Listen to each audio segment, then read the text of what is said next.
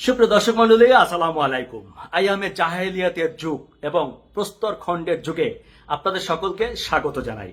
আপনারা জানেন যে সে 1400 বছর আগে একটা সময় ছিল যখন মানুষ মানুষকে পাথর দিয়ে আঘাত করে মেরে ফেলতো। একটা অসভ্য সময় ছিল, যেটি ইতিহাসের একটি খারাপ অধ্যায়। আমাদের সোনার বাংলায় সেই আইয়ামে জাহেলিয়াতের যুগ আমরা নিজের চোখে দেখলাম। আপনারা সোশ্যাল মিডিয়াতে দেখেছেন যে একটা মানুষকে কতটা নির্মম ভাবে চাঁদার জন্য পাথর দিয়ে আঘাত করে তার মৃত্যু নিশ্চিত করা হয়। সেখানেই শেষ না, তার মৃতদেহকে টেনে রাস্তার মাঝখানে এনে তার বুকের উপর উঠে লাফালাফি করে সারা এলাকার মানুষকে জানানো হয়, দেখো আমাদেরকে চাঁদা না দিলে তার পরিণতি কতটা খারাপ হতে পারে।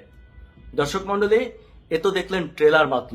অপেক্ষা করুন, আপনাদেরকে আরো খারাপ কিছু দেখতে হবে। এই দেশে আপনাদের জন্য আরো খারাপ কিছু অপেক্ষা করছে। দর্শক মন্ডলী, আরো অপেক্ষা করছে আমাদের জন্য বেশ কিছু বাণী। আমাদের নেতারা নিশ্চয়ই এখন বলবে যে সে আমার দলের লোক না, সে আগে অমুক দল করত, এখন এই দল করে। আবার হয়তো বলতে পারে যে তাকে দল থেকে আজীবনের জন্য বহিষ্কার করা হলো। বাস, এতেই আমাদের সান্ত্বনা পেতে হবে যে আমাদের বিচার হয়ে গেছে। আমি আপনাদেরকে একটা কথা হলফ করে প্রকাশ্যে বলতে চাই যে এই যে হত্যাকাণ্ড আজকে ঘটেছে, এই যে আপনারা দেখলেন যে একটা মানুষকে পাথর দিয়ে আঘাত করে কতটা নির্মমতার সাথে শেষ করে দেওয়া হলো, তার বিচার এই বাংলার মাটিতে কোনোদিন হবে না। আমি আপনাদেরকে চ্যালেঞ্জ দিলাম, এর বিচার বাংলার মাটিতে হবে না। দেখবেন একটা সময় না একটা সময় তাদেরকে মুক্ত করা হবে এবং তাদেরকে যেভাবেই হোক রাজনৈতিক মার প্যাচে আবার তারা বেরিয়ে আসবে, আবার তারা এই দেশে রাজনীতি করবে। হ্যাঁ, এটাই ইতিহাস বলে এবং এটাই বাস্তব।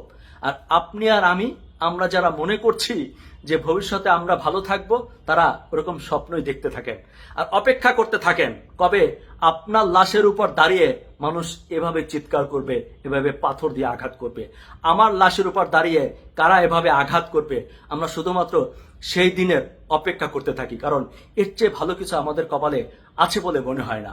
লক্ষ্য করুন, একটা মানুষকে গত 2 মাস ধরে হুমকি দিল যে তোকে যে কোনো সময় তুলে নিয়ে যেতে পারি, মেরে ফেলতে পারি। এই 2 মাস রাষ্ট্র তার নিরাপত্তা দিতে পারেনি। এই 2 মাস তার পার্টি তাকে নিরাপত্তা দিতে পারেনি। তাদের চাঁদাবাজির লেভেল এই পর্যায়ে চলে গেছে। অনেকে বলছেন যে এই ঘটনার সুষ্ঠু বিচার চাই। সুষ্ঠু বিচার আপনি কি করবেন?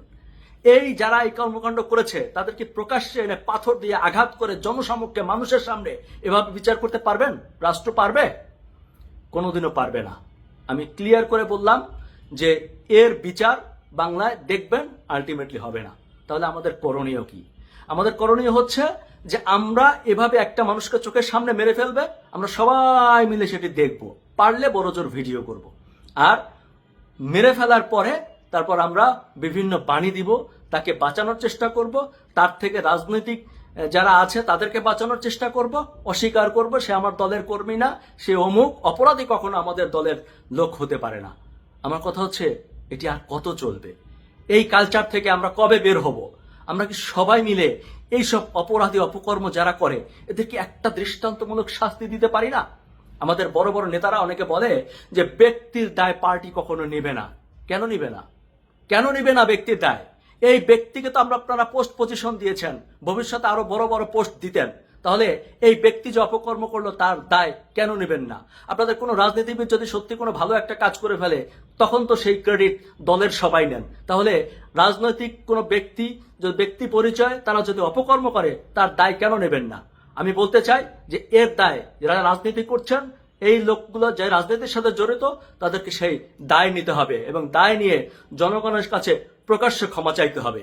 সরকারকে আমি চ্যালেঞ্জ দিলাম, যদি পারেন একটি বিচার করে সারা পৃথিবীর মানুষকে দেখিয়ে দেন যে মানুষ যেমন নির্মমতা করতে পারে বাংলাদেশে, তেমনি তার বিচার আমরা করতে পারি। তাহলে হয়তো এই ব্যক্তি তার পরিবারের সবাই অন্তত শান্তি পাবে। আমরা দেশবাসী আজকে যারা এই নির্মমতা দেখে কষ্ট পেলাম, তারা অন্তত মাথা উঁচু করে বলতে পারবো না আমরা বিচার অন্তত করতে পারছি।